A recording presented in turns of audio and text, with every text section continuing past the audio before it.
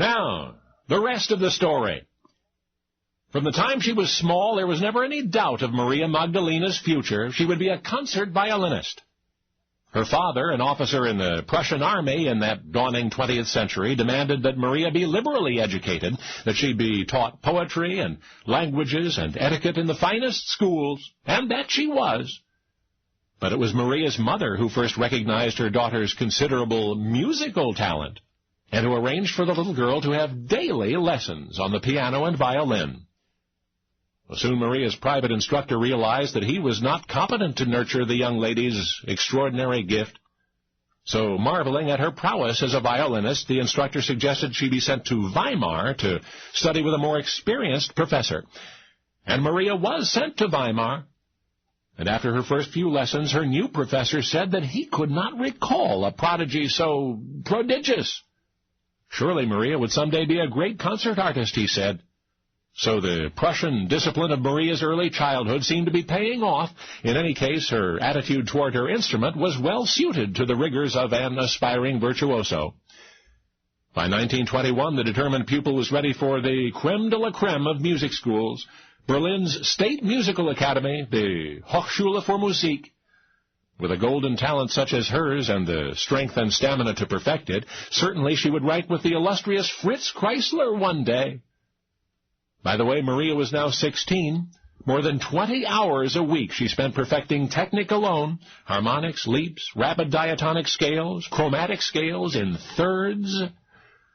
Then there was the literature of the instrument, the works of Beethoven and Brahms for depth of understanding, and the music of Paganini and Tchaikovsky for fire and ice. But the same discipline and determination which was about to give the world another Kreisler also raised a knot, a lump, on Maria's left wrist. A doctor was called in. His diagnosis, a ganglion affecting the median nerve. It would never heal, he told Maria softly. It would only grow worse unless she stopped practicing at once. It was a gentle letdown, the kindest way he knew to say that Maria would never play the violin again. Well, it's most of a century later, and today doctors say that Maria's gifted wrist might have been cured through surgery.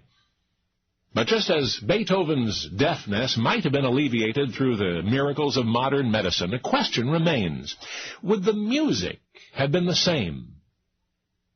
Because Maria Magdalena, the brilliant concert violinist who might have been, she conquered the despair over her lost career. So her artistic discipline served her even then. In the months and years that followed, she redirected her hopes and found another stage. And as a part of recreating herself, she took the first 3 letters of Maria and the last 4 letters of Magdalena and gave the world Marlene.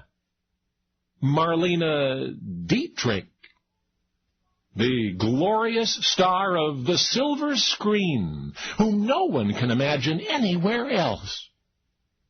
Only now you know the rest of the story.